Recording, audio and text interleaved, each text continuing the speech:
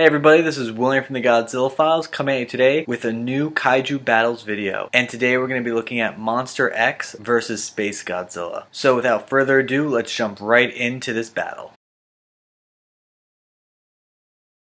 The first monster in this battle that we're going to be looking at is Monster X. Before we go into his story, let's take a quick look at his stats. He stands at 120 meters and he weighs in at about 60,000 metric tons. His first and only appearance is in Godzilla Final Wars. Monster X was summoned by the Exilians to help defeat Godzilla. While it is not known if they created him or found him, he is still controlled by them at the end of the day. He comes down to Earth on an asteroid and destroys the whole city of Tokyo. While the city might have fallen, Godzilla did not, and soon the two begin to fight. Monster X first fights Godzilla hand to hand and quickly starts to overpower the king of the monsters. It is at this point that Gigan also appears and starts to help Monster X fight Godzilla. But Godzilla is not alone. Mothra chases off Gigan, leaving Monster X and Godzilla to battle one-on-one once more. The two fight using everything they have to defeat each other. After taking each other's best shots, it becomes very clear they are both evenly matched. Monster X's appearance is that of a creature with a skeleton-like armor and has two half skulls on his shoulders. He also has a long black forked tail. The second creature in this battle also comes from space, and he is known as SpaceGodzilla. Let's see how this monster compares to Monster X. SpaceGodzilla stands at 120 meters and weighs in at 72 metric tons. His only appearance is in Godzilla vs. SpaceGodzilla. SpaceGodzilla was created when G-cells found its way into a black hole and mutated. SpaceGodzilla came to Earth for one reason, and that was to rule it. To do this, he had to defeat Godzilla. So he first went to the home of the king of the monsters and defeated Godzilla, but did not kill him. He did, however, take little Godzilla and trapped him in some crystals. After that, he turned his attention to Japan and began attacking it.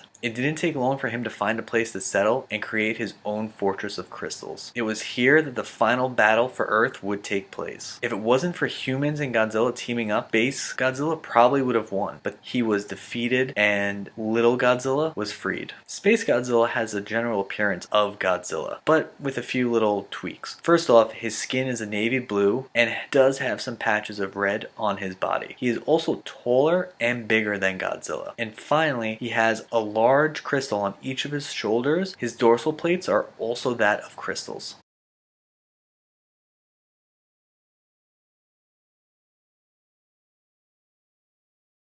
Monster X only has one energy beam attack, and that is his gravity beams. This attack has been shown to be stronger or equal to Godzilla's powerful atomic breath. Besides his energy attack, Monster X can also fight hand to hand. He has been shown to be able to physically overwhelm Godzilla using his speed and strength. Finally, Monster X's skeleton-like armor all over his body is extremely durable. He has been shown to be able to repeatedly get hit by Godzilla's atomic breath and survive with little to no issue.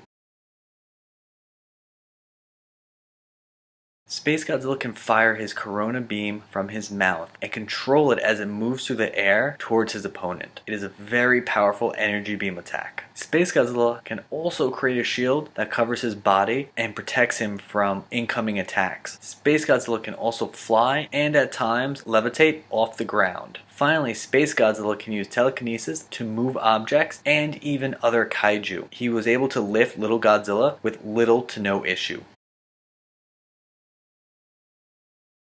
Monster X has been shown to have little weaknesses, but one thing to note is that he cannot fly. So he has to be able to keep his enemy on the ground for most of the fight. While I do think his energy beams could take down some flying opponents, they do have a range. Also, due to his up-close fighting style, it does leave himself open for counterattacks. We see this a couple of times when Godzilla is able to get a few good hits in. SpaceGodzilla's biggest weakness is also his biggest strength, his shoulder crystals. If they are destroyed, he becomes very weak. take. There's question on their durability because Mogera was able to destroy them with just missiles. SpaceGodzilla also has really short arms, which offer no help when it comes to combat and also when it comes to protecting him from incoming attacks. There are also some questions on SpaceGodzilla's durability. While he is able to somewhat handle Godzilla's atomic breath, physical attacks seem to do a greater amount of damage. We see this when Mogera is able to drill through his skin and cause SpaceGodzilla to actually bleed.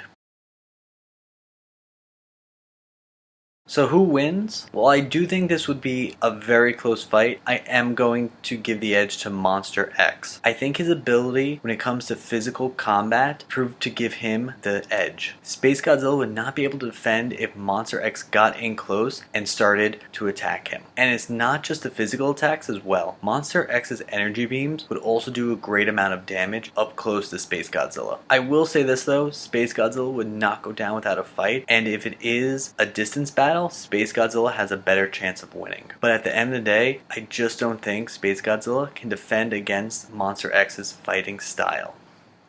Alright everybody, let me know in the comments below if you think Monster X would take this battle. Or do you think SpaceGodzilla would actually win? Very close fight, so I'm very interested to hear what everyone thinks. I'm also still open to suggestions on other fights. You guys have been giving me a lot. I am working on them. As I always say, these do take time, so please bear with me. But as always, I hope you enjoyed this video, and I'll talk to you all later.